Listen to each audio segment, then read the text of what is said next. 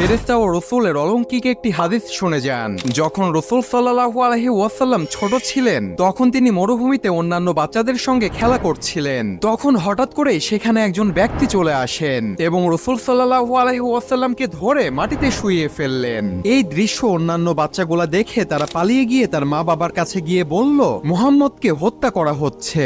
আর এইদিকে সেই ব্যক্তি রাসূলকে ধরে তার বুক কেটে ফেললেন এবং তার বুক থেকে হৃদয় বের করলেন এবং হৃদয় থেকে একটি কালো অংশ বের করে ফেলে দিলেন আর বললেন, এটা ছিল শয়তানের একটি অংশ যা আমি তোমার হৃদয় থেকে ফেলে দিলাম।